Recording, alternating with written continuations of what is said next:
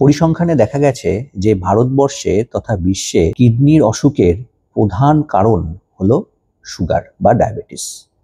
আসলে ডায়াবেটিস যদি ঠিকমতো কন্ট্রোল না হয় তাহলে এটা কিন্তু আস্তে আস্তে কিডনির সমস্যাটাকে বাড়াতে পারে।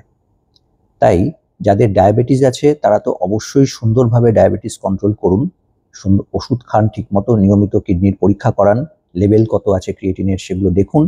এবং যাদের ডায়াবেটিস নেই তারা অবশ্যই চেষ্টা করুন যে যাতে না আসে ডায়াবেটিস, যাতে প্রিভেনশন করা যায়, তার জন্য proper diet, proper exercise, proper lifestyle এগুলো মেনটেন করার।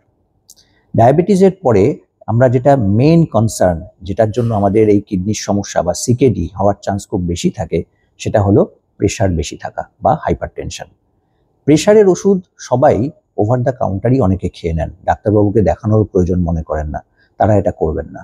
এই ডায়াবেটিস এবং প্রেশারের প্রপার ট্রিটমেন্ট ডাক্তারবাবুকে দেখিয়ে করুন এবং কিছু কিডনির প্যারামিটার্স ঠিকমতোভাবে চেক আপ করুন। প্রেশারের ক্ষেত্রেও কিন্তু একই সমস্যা, যদি ঠিকমতোভাবে প্রেশারের ওষুধ খাওয়া না হয় তাহলে কিন্তু কিডনির সমস্যা হওয়ার চান্স খুব বেশি থাকে। মানে আমরা যদি পরিসংখ্যান দেখি তাহলে সিকেডি হওয়ার প্রধান দুটো কারণ হলো ডায়াবেটিস এবং হাইপারটেনশন।